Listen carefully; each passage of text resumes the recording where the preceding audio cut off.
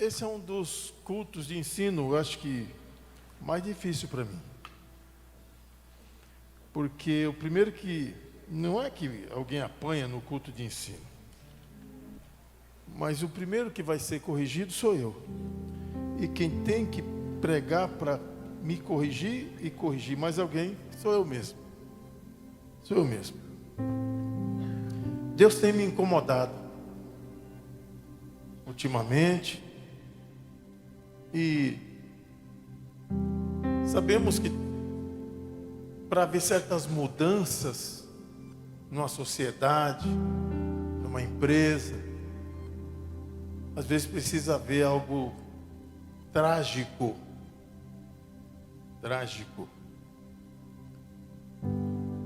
O avião já existe há muitas décadas. Dizem que é o meio mais seguro de voar. E quando a gente entra, que a aeromoça fecha aquela porta, a gente diz, agora é só Jesus. E infelizmente, quando ocorre um acidente, é que vão os técnicos ver o que foi, por que foi, se houve falha humana, mecânica, para que se corrija, para que aquilo não aconteça de novo. Então, todo grande problema ou tragédia começa com algo ou alguma coisa aparentemente normal e inofensivo. Repita comigo: todo grande problema ou tragédia começa com algo ou alguma coisa aparentemente normal ou inofensivo. É sempre assim. Você pode procurar em qualquer situação, numa tragédia familiar, onde há uma separação, onde há um divórcio, onde há uma confusão. O início foi algo bobo, foi algo aparentemente que não era para chegar a tanto, não é? A escova de dente que o marido nunca fecha a tampa, a bacia da privada que ele não levanta ou não deita, a toalha em cima da cama, alguma coisa assim, que aquilo poderá lá na frente gerar uma situação complicada. O tema de hoje, repita comigo, o tema de hoje é tapando as brechas. Diga, é tapando as brechas. Diga, tem que tapar as brechas. Se há brecha, é porque houve uma época que não havia brecha. Mas o tempo, as circunstâncias, fez com que aquele muro, aquela parede, viesse a ter brechas. O que é brecha? Brecha vem do francês brecher, que quer dizer uma rachadura, uma fenda, uma abertura, um rasgo. Isso é uma brecha. Você aqui não está vendo brecha nenhuma, mas se tivesse uma brecha, você ia ver. Era um rasgo, era uma abertura. Dependendo da brecha, dá para você enxergar do outro lado. Dependendo da brecha, dá para passar rato, cobra, aranha, lagartixa, tudo assim. Brecha. Joga na tela Neemias capítulo 2, verso 11 ao 15. Todo mundo conhece a história de Neemias. Os muros de Jerusalém foi queimado a fogo, fendidos, mas não era assim antes. Ficou assim, tornou-se assim. Vocês conhecem? Quem já leu o livro de Neemias? Levante a mão. Quem já ouviu alguém ler o livro de Neemias? Levante a mão. Não, mas levanta a mão assim alto. Grande parte, uma boa parte não leu. Eu não tenho tempo para ficar explicando muitos detalhes. Lê a Bíblia, irmão. Bom, Neemias, ele estava lá no palácio, ele era copeiro do rei, ele recebeu a notícia da sua cidade, vieram os seus compatriotas, e ele perguntou, né? É normal perguntar, como é que está lá? Né? O nordestino é batata, ele liga para alguém, às vezes não é nem época de chuva, mas ele pergunta, está chovendo aí? quando foi que deu a última chuva? Como é que está fulano? Como é que está Beltrano? Todo mundo pergunta, seus parentes, seus amigos. Então ele perguntou, e como é que estão meus irmãos, nossos parentes? Qual foi a resposta? Está um arraso. O muro foi queimado, foi fendido, está abaixo, está uma destruição, uma tragédia. Vocês sabem que ele ficou triste. O rei perguntou, que tristeza é essa? Ele ficou com medo, porque o rei poderia pensar que ele estava com alguma trama contra o rei, e o copeiro era o homem que servia a bebida do rei, a comida do rei. Muitas vezes ele tinha que provar primeiro, para provar que o rei não estava sendo envenenado. Então o rei falou assim, você está triste, isso é tristeza do coração, eu nunca te vi triste, o que está acontecendo? Ele falou, como é que eu não vou estar triste? A casa dos meus pais, onde meus pais foram sepultados, está dessa forma, assim, assim, assim. E o rei falou, o que é que você quer? Ele falou, me permita ir até lá. Ele falou, por quanto tempo? Por tanto tempo. E aí, vocês conhecem a história. E quando ele chegou lá, olha aí o que ele viu. Joga de novo na tela. Neemias capítulo 2, verso 11 ao 15. E cheguei a Jerusalém e estive ali 3 dias. E de noite me levantei, eu e poucos homens comigo. E não declarei a ninguém o que o meu Deus me pôs no coração para fazer em Jerusalém. E não havia comigo animal algum, senão aquele em que eu estava montado. E de noite saí pela porta do vale, para a banda da fonte do dragão, e para a porta do monturo. Contemplei os muros de Jerusalém que estavam o que, igreja? Estavam o que, igreja? Fendidos, com rachaduras. E as suas portas que tinham sido consumidas pelo fogo. E passei à porta da fonte, ao viveiro do rei. E não havia lugar por onde pudesse passar a cavalgadura que estava debaixo de mim. Então de noite subi pelo ribeiro e contemplei o muro. E voltei, e entrei pela porta do vale, e assim voltei. Ou seja, o que ele viu ali? Degradação, monturos, destruição, perdas, prejuízos. Foi tudo que ele viu ali. Porque houve uma situação de decadência do povo de Israel, e Deus permitiu que eles fossem invadidos, e os invasores fizeram tudo isso, o que Neemias pôde ver. Mas tudo isso aconteceu porque Deus procurou alguém. Deus procurou alguém antes. Mesmo que Jeremias alertou, houve uma série de avisos, mas o rei, repita comigo, o rei, porque era o rei que era o responsável. Era o rei. Mas na época de Jeremias, o rei era um fraco. Se você ler a história, o rei era um fraco.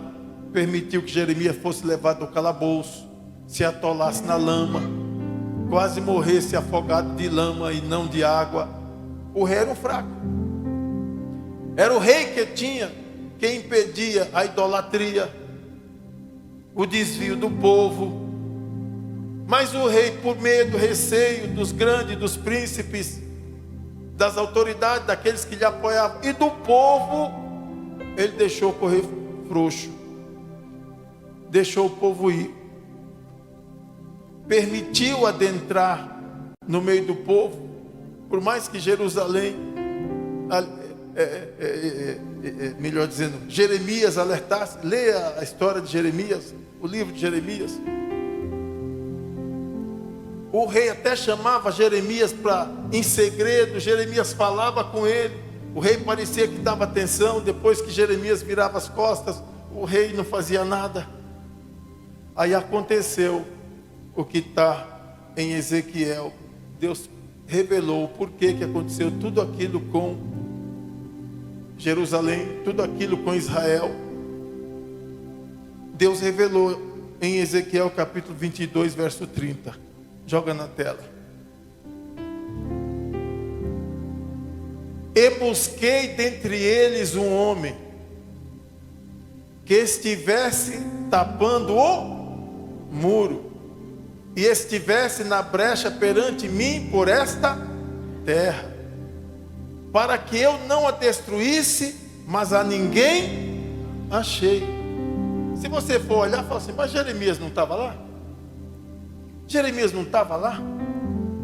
Os profetas não estavam lá? Como é que Deus diz: ninguém achei? Não vou entrar na questão escatológica, tá? Eu não estou aqui, os seminaristas, não, Jesus, ele estava falando de Jesus, que lá na frente, mas para o povo que estava ali ouvindo aquela palavra, não estava se referindo ao Messias, a coisa nenhuma. Era alguém daquela época, daquele momento. Aí você vai dizer: mas tinha os profetas. O profeta, ele tinha o poder de alertar. O profeta tinha o poder de avisar. Mas quem tinha o poder de organizar era quem? Era o rei ou o profeta? Era o rei ou o profeta? Era o rei, irmão. Era o rei. O profeta não tinha autoridade sobre o exército. O profeta não tinha autoridade sobre os ministros. Quem tinha autoridade era o rei. Eu não estou aqui me referindo escatologicamente falando de Ezequiel capítulo 22, verso 30. Deus falou assim: eu procurei alguém agora aqui nesse momento. Por que ele já fala diferente sobre Davi? Como é que ele disse sobre Davi? Como é que Deus fala sobre Davi? Achei meu servo Davi. Achei meu servo Davi, homem segundo o meu coração. Mas Davi era profeta? Davi era sacerdote? Davi era o quê? Rei. Então, meus irmãos, eu sei, na congregação, o senhor dirigente, o senhor tem vários auxiliares, mas a responsabilidade, se eu tiver que cobrar, eu vou cobrar do senhor ou da senhora dirigente. Aqui eu tenho vice-presidente, eu tenho auxiliares, eu tenho diretores e tal, mas se o bispo doutor Samuel Ferreira tiver que cobrar alguma coisa do campo de Jandira, ele vai cobrar de quem? Ah, vocês não conhecem o pastor daqui do campo de Jandira, não. Você acha que o bispo vai cobrar desse aqui, que é o vice-presidente? Vai cobrar desse então, que é o segundo? Vai cobrar desse aqui, que é o terceiro? É assim que funciona? Não, vai cobrar do presidente, do pastor. Procurei um homem, busquei um homem que estivesse entre mim na brecha, para que eu não destruísse, mas eu não encontrei. Todo mundo sabe que, biblicamente falando, ou na nossa teologia cotidiana de crente, quando se fala dar brecha, quer dizer o quê? Dar lugar, dar espaço para o inimigo. Não é assim? Ó, varão, vigia, não dá brecha. Não é assim? Não dá brecha. Quer dizer o quê? É aquilo que Paulo falou de uma forma diferente. Paulo disse assim: não deis lugar ao... Não. Abra aí a Bíblia ou joga na tela. Efésios capítulo 4, verso 27. Efésios 4, 27. Paulo falou assim: não deis lugar ao... Ou seja, na nossa gíria moderna, não dê brecha. Não dê lugar. Porque o diabo ele não quer, ele não precisa de um espaço grande, ele precisa apenas de uma brechinha, apenas de uma pequena brecha. Não dê brecha. E aqui todo grande problema ou tragédia começa com alguma coisa aparentemente inofensivo, normal. E por parecer inofensivo, útil e bom, temos introduzido ou deixado introduzir, primeiro nas nossas vidas, depois nas nossas famílias e nas nossas igrejas, algumas brechas. Algumas brechas. E a Bíblia diz que um abismo chama o quê? Outro abismo. Uma brecha, se você tem uma represa, você tem o paredão da represa. Aí, aquele paredão sofre uma fissura e abre-se uma brecha e começa um filetinho de água.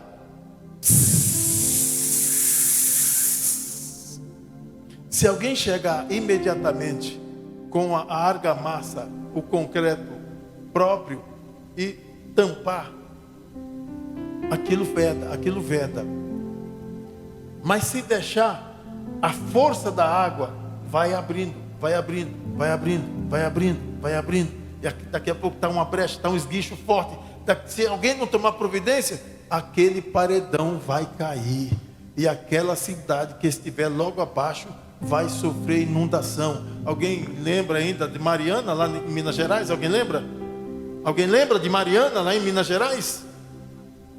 Em Brumadinho, alguém lembra? Começou com uma pequeninha brecha. Alguma situação ali. Vidas se perderam. E muitas brechas que nós permitimos, quando aquela brecha for abrindo, às vezes fica difícil de recuperar. Vocês lembram que eu falei que o primeiro que vai apanhar sou eu? Pois é. Tópico A. Como ou com a alegação de que é para ajudar alguém ou a obra de Deus. Bom, em primeiro lugar, você que está me assistindo, se você não é do campo de Jandira, isso aqui não vale para você. Eu não tenho nada a ver com o campo do outro, seja mais perto ou mais longe.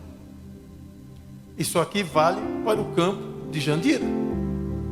Vale para o campo de Jandira, enquanto o pastor José Elcio, pela graça de Deus e pela permissão de Deus na vida do bispo Samuel Ferreira, foi o pastor presidente aqui.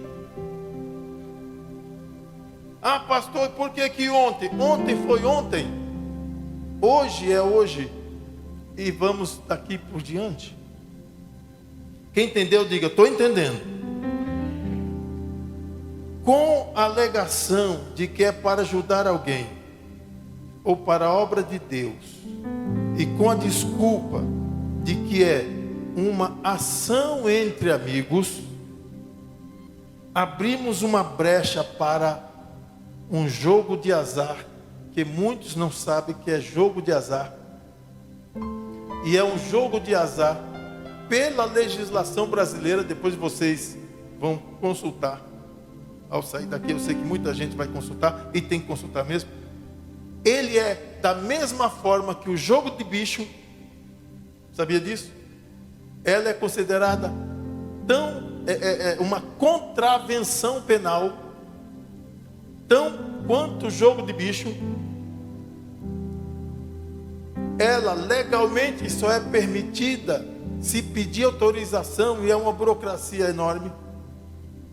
Tudo que é feito nas igrejas evangélicas, igreja católica, na rua, na praça, não tem amparo legal. E quando nós vamos para a palavra de Deus, não tem amparo diante de Deus.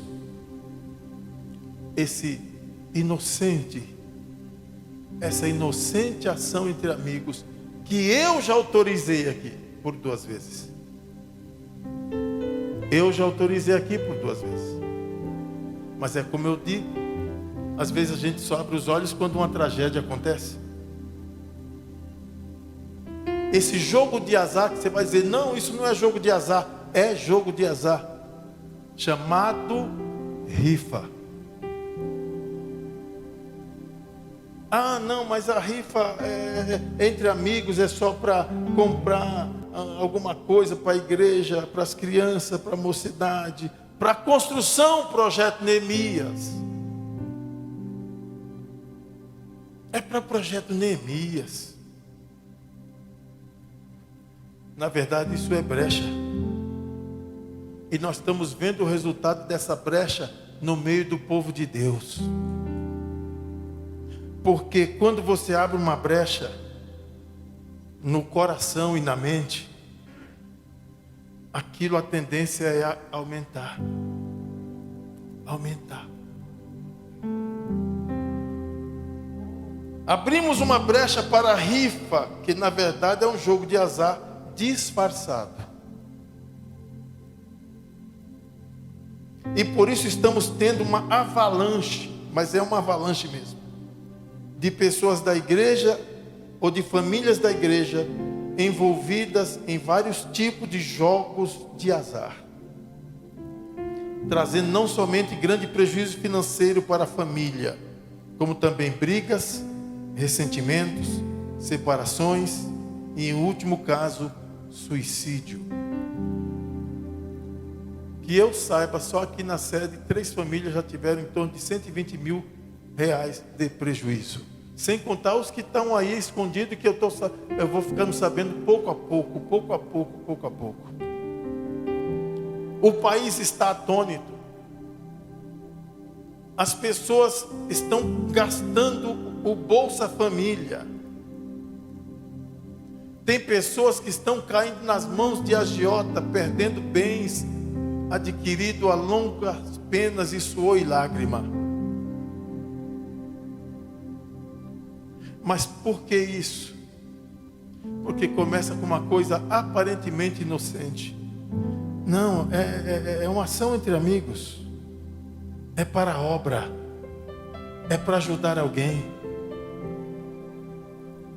E é uma brecha que o diabo introduz e a gente vai achando aquilo que não tem problema. É o famoso que é que tem.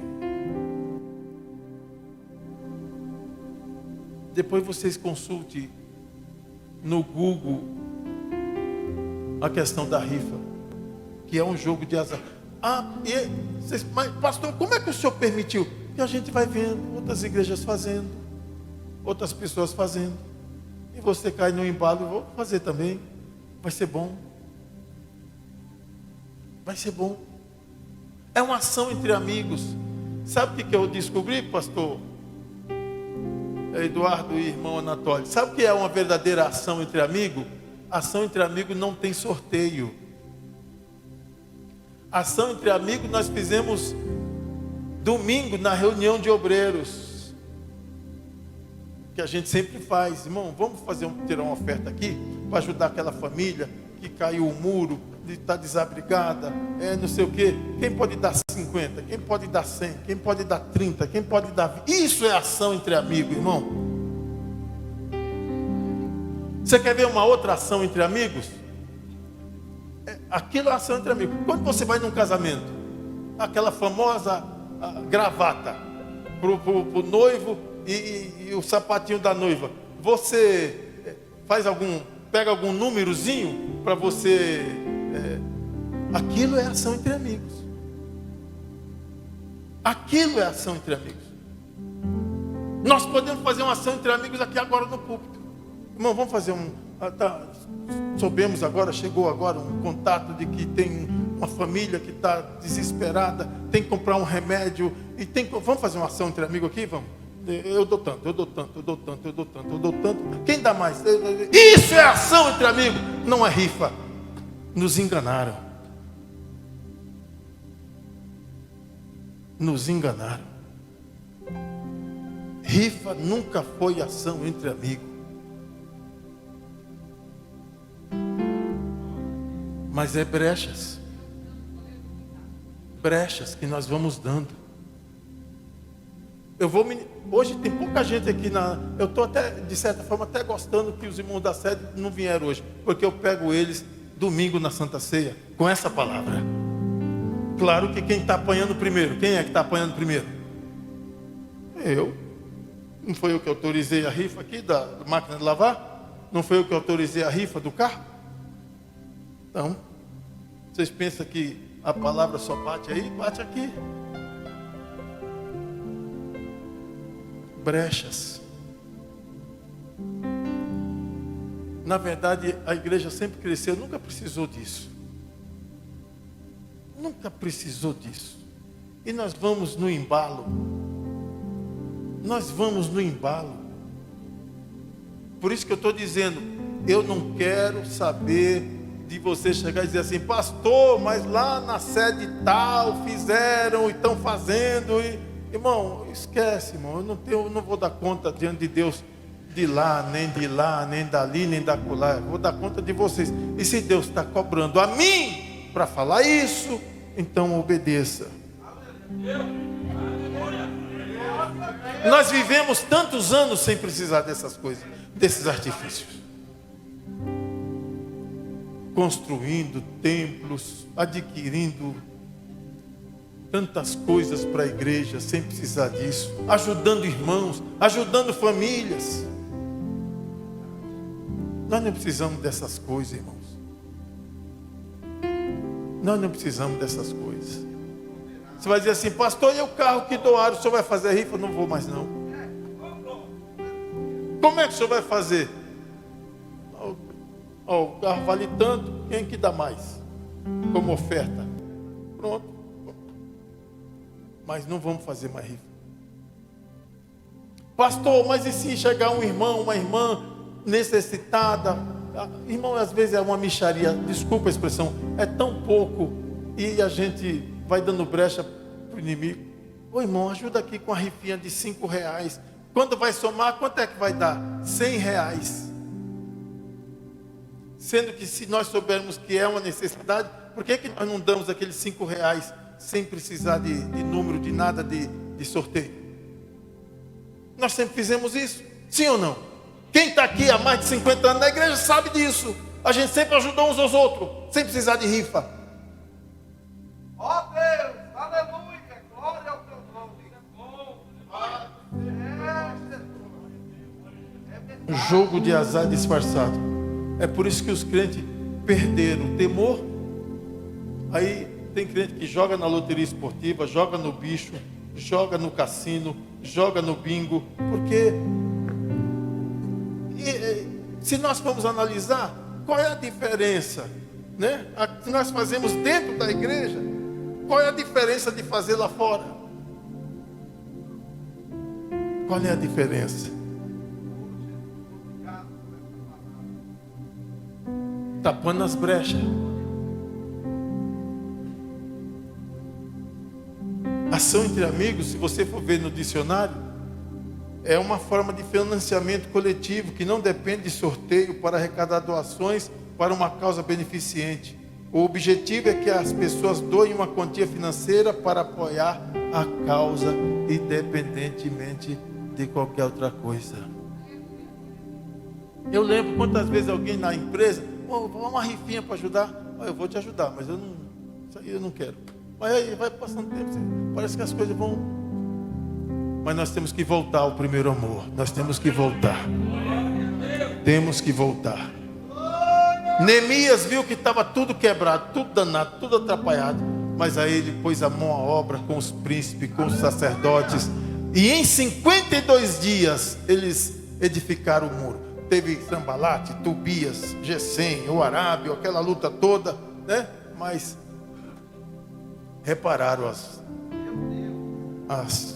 roturas. Ação entre amigos é ajudar um irmão, ajudar uma família, ajudar os noivos. Isso é ação entre amigos. Não é rifa. É que para disfarçar, a gente começou a dizer, não, primeiro, na verdade, vamos ser sinceros, primeiro a gente nem dizia rifa. A gente falava, é uma ação entre amigos. Depois o negócio foi ficando tão descarado, desculpa a expressão, tão assim que a gente, não é rifa mesmo.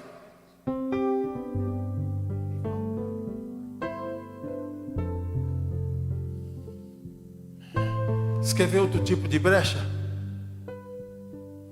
E eu estou preocupado. Quer ver outro tipo de brecha? Entre outras coisas, vou ficar só em 2.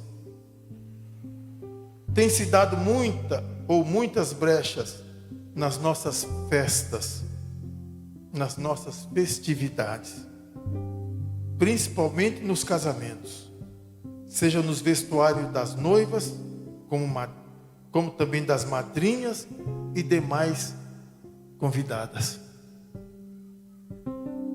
Em muitos casos dá uma vergonha. Dá uma vergonha. Quer ver outra brecha? E é por isso que a maioria, uma boa parte, ou alguns casamentos estão deteriorando. Porque os noivos começam a dar legalidade para Satanás no casamento, no dia do casamento. De 20 anos para cá, irmão, tem hora que não dá nem vontade de ir em casamentos. Chega uma hora que tem que sair, porque senão você disciplina todo mundo. As músicas não são mais aceitas, músicas sacras. Nem na entrada da noiva, nem depois do casamento. Músicas profanas e mundanas. Algumas até com conotação pornográficas. E depois, irmão, se você não quer pecar, sai de perto, vai embora mais cedo, porque o bailão, a arruaça vai ser para valer. Se brincar, vai ter até boquinha da garrafa. Se brincar, vai ter até o tchan. Brechas.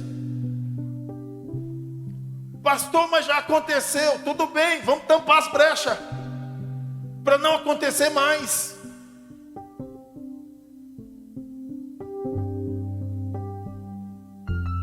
Não tem casamento dito de crente que não difere em nada do casamento do incrédulo.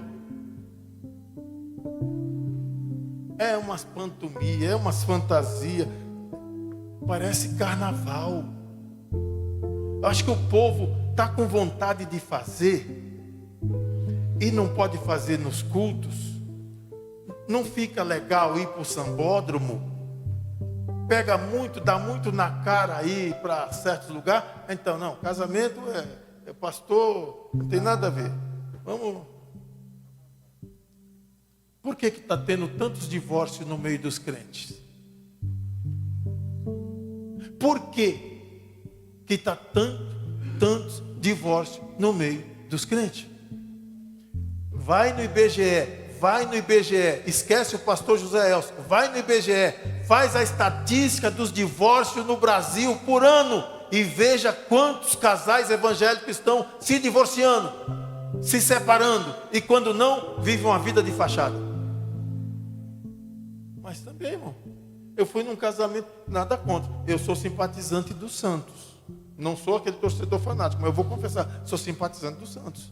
Tem uns que são simpatizantes do Corinthians, tem cada coisa no seu lugar. Agora, eu fui num casamento que a noiva chegou com os noivos, entrou assim: salve o Corinthians, campeões dos campeões. Sabe quanto tempo durou esse casamento?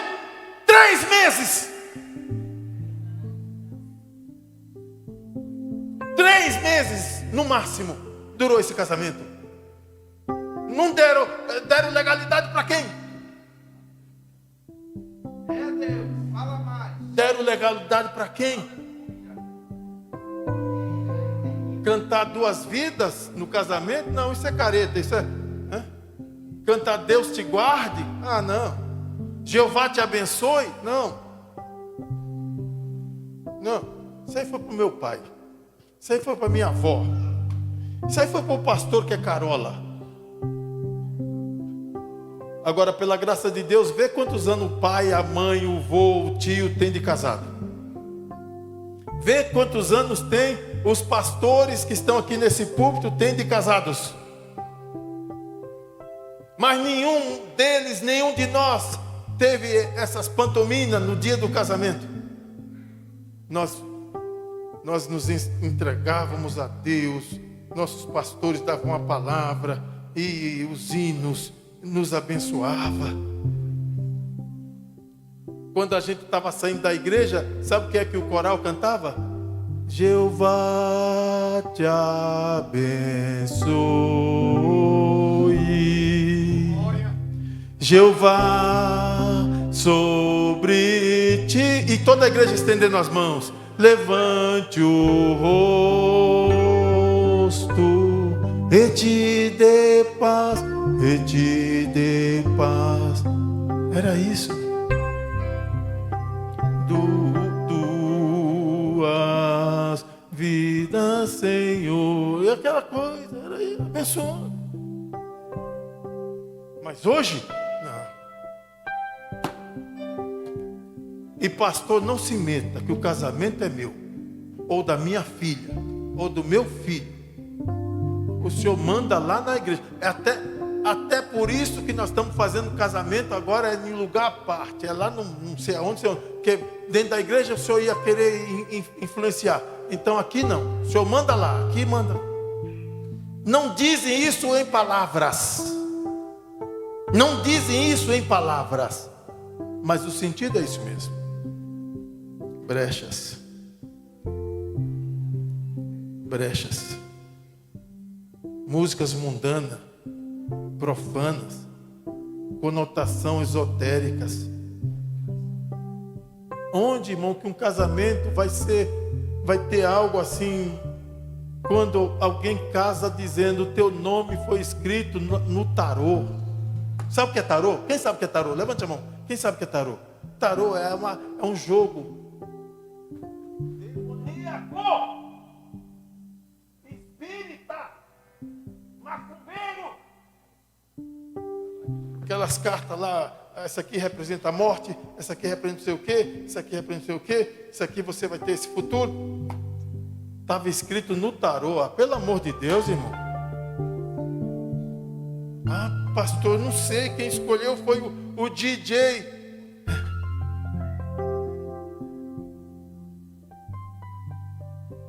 Aí depois vem os problemas para o pastor. Pastor, meu filho, minha filha, não sei o que, o casamento não está dando certo. Por quê? Por quê? Primeiro, às vezes, foi um namoro ceboso, imoral, indecente, indecoroso. Antigamente, vamos ser sinceros, não é que não tinha os beijos roubados, que tinha sim, tinha os beijos roubados sim. Tanto da minha parte como da sua parte. Todo mundo roubou um beijo de alguma forma. Mas era aquele negócio, né? Nada com... Irmão, pelo amor de Deus. Um dia eu estava no ônibus de excursão de crente. Quase que eu tive que entrar, me separar. Falta de vergonha, de respeito, se atracando lá na minha frente. Eu pensei, se fazem isso na minha frente, na frente de todo mundo, nesse ônibus, por que é que não fazem quando estão sozinhos? Mas querem que Deus abençoe. Deus tem que abençoar meu casamento. Deus tem que... Mas e na hora de honrar a Deus no seu casamento? Ou do seu filho? Brechas. Quando nós, obreiros, não damos brecha, como é esse caso, os outros dão brecha de outro jeito. Brechas. Mas se tem brecha, dá para tampar. Se tem brecha, dá... Domingo no culto de Santa Ceia vai ser o culto do concerto. Vamos tampando as brechas.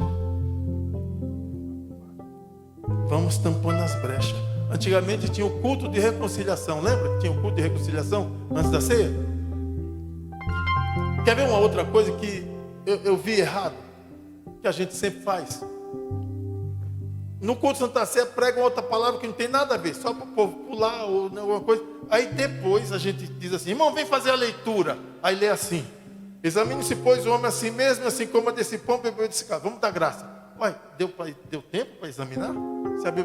Examinar é parar um pouquinho, pensar, como nós estamos fazendo aqui agora. Mas como é que nós fazemos na ceia? Nós, pastores, nós dirigentes.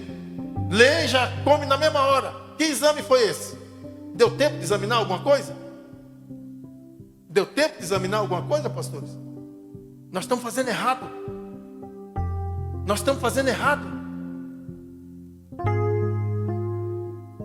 A gente lê e já dá o pão. Examine-se, pois, o homem a si mesmo. Que hora vai examinar? Se não deu nem um minuto. Não deu nem um minuto. São brechas. Brechas. Que quando nós pastores não damos, nós permitimos. Com medo do povo, com medo das famílias ir embora. Ah, mas lá não sei aonde não exige nada disso. Mas lá não sei aonde eu não vou dar conta. Eu vou dar conta de vocês. Ah, pastor, mas por que o senhor não falou isso antes? Porque Deus só mandou eu falar isso a partir de hoje. Agora, a partir de hoje, não vai ter mais rifa aqui na sede, nem nas congregações.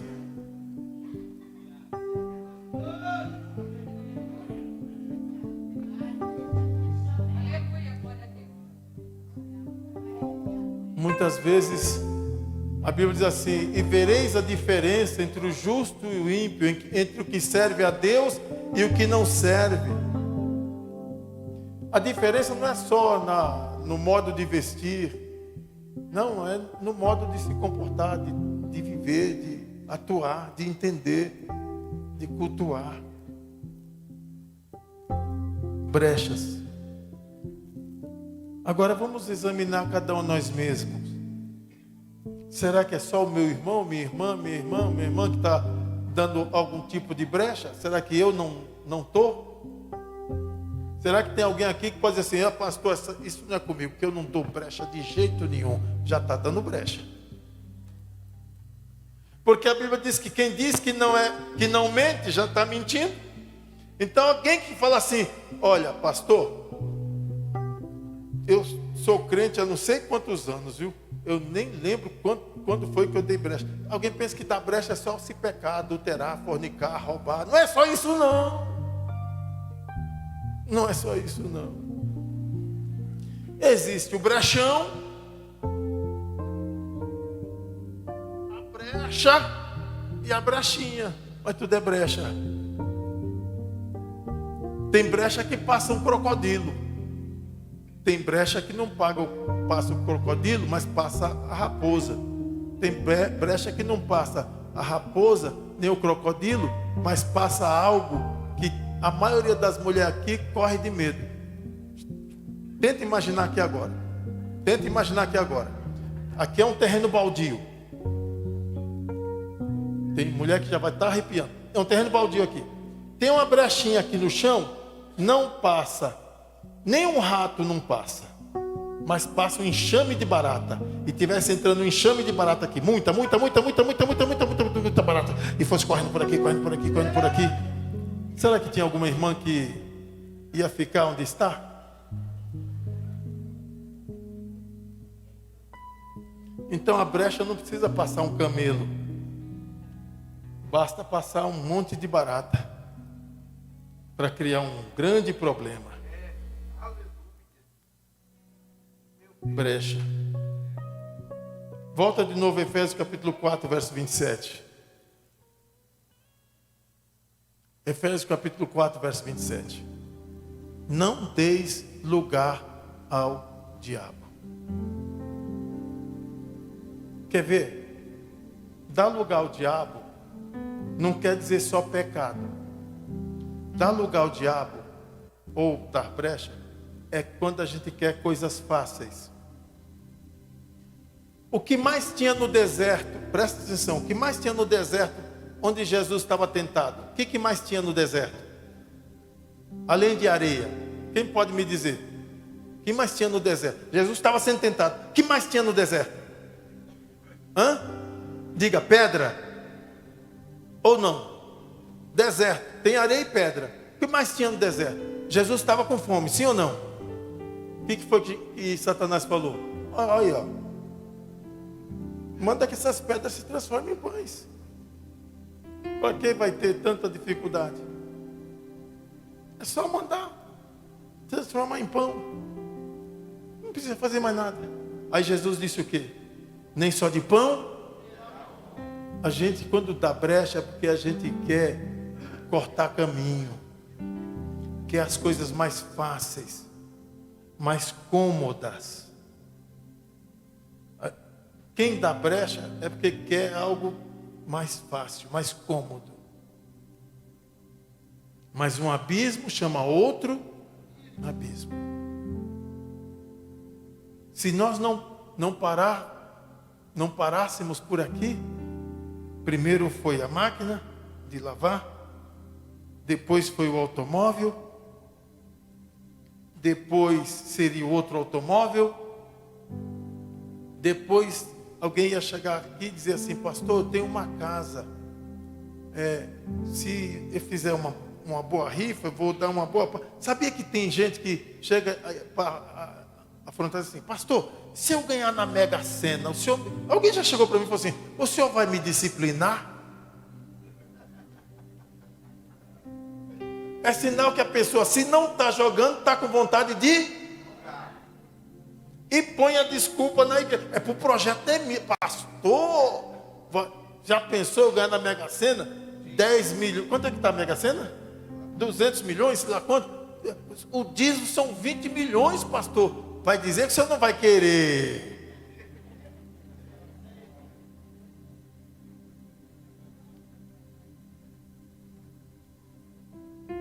Tentador é. Mas um dia alguém tentou. E Pedro falou assim: o seu dinheiro seja para a sua perdição. O seu dinheiro seja para a sua perdição. Lembra de Simão? Mas começou assim, com uma coisa inocente, uma coisa boba, uma coisa aparentemente nada a ver. Mas a pessoa foi se acostumando, se acostumando. Vamos falar a verdade, irmão? A gente está com moral para ver um irmão fazendo uma fezinha na banca do jogo do bicho e reclamar com ele? A gente está com essa moral? Está com essa moral, irmão? Tem aqueles que é mais humilde, vai dizer: ô pastor, me perdoe, eu não vi jeito. Mas todos fazem assim: ô pastor, qual a diferença daqui para a máquina? Daqui para o carro? Só porque aqui é o coelho, é a zebra, sei lá o que é o sapo, é o caranguejo. Como é que é os animais do jogo de bicho? Como é que é? Hã? Ah, agora ninguém sabe, irmão. Não, agora ninguém sabe. Não, agora ninguém sabe. A pessoa era viciada, não saía da banca de jogo de bicho, agora ninguém sabe.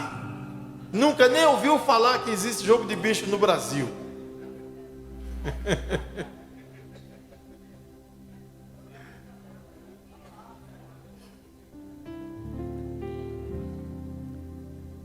Tem coisa, irmãos, que quando está dentro do nosso coração, a gente só não põe para fora quando não tem oportunidade, mas que está lá dentro. Está lá dentro. Então essas brechas têm que ser tampadas, têm que ser tapadas. Mães, orem pelos vossos filhos, pelas vossas filhas. Quem não casou ainda, vai aconselhando: minha filha, meu filho, não aceita essas coisas no dia do seu casamento, não. Se alguém por uma falha já aceitou, faça igual o Jó, que ia sacrificar em favor dos seus filhos e da sua família. E a Bíblia diz que aquele que confessa e deixa, alcança. Agora, não adianta confessar e fazer a fezinha no dia seguinte, né? Era só até aí a palavra de Deus. Levante a mão e dê glória a Jesus. Aplauda a Deus.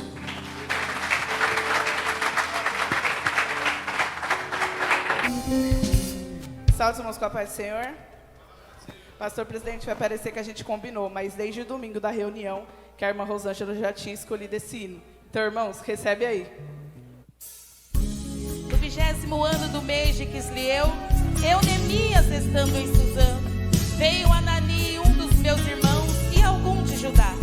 E perguntei-lhe sobre os judeus acerca de Jerusalém, e disseram-me: o restante que não foram levados para o cativeiro cativeiro estão lá na província em miséria e desprezo, e os muros de Jerusalém fendidos e suas portas queimadas a fogo.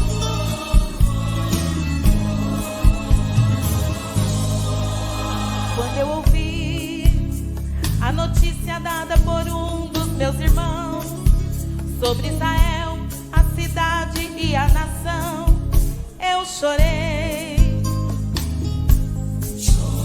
Os seus muros derrubados ao pó, suas portas queimadas a fogo, e onde era um lugar de paz, agora é de desgosto. O rei me vendo percebeu a tristeza, pois nunca antes me viu daquela maneira. Me chamou e perguntou o que entristece o teu coração. Porém a Deus e ao rei eu falei, e a situação a ele eu contei, do meu povo, da cidade e da nação. Ele me disse: pede o que queres e assim te fará. E os meus planos comecei a detalhar, e ao rei comecei a falar. E eu lhe disse: se é do agrado do rei, peço-te que me envias ajudar para que eu edifique. E então o rei me disse: quanto durará a sua viagem e quando voltará? Respondi ao rei apontando certo tempo, e disse mais: se me parece bem ao rei, dá-me carta para os governadores, para que me dê passagem, para que eu chegue a Judá, como também uma carta a Asaf, para que me dê madeira para cobrir as portas e os muros da cidade. E o rei foi bondoso comigo, mas de uma coisa eu sei, era porque a mão de Deus era sobre mim. Então eu fui e comecei a trabalhar no muro, comecei a levantar, chamei todo o povo, homens e mulheres, para me ajudar. Fechei todas as brechas e nos muros eu achava, coloquei as portas e foram queimadas, pois que a cidade de Deus está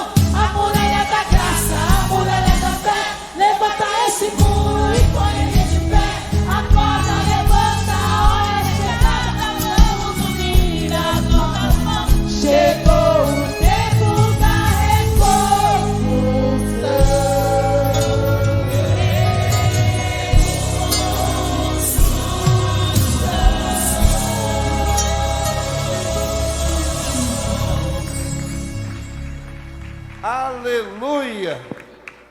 Glórias a Deus. Quero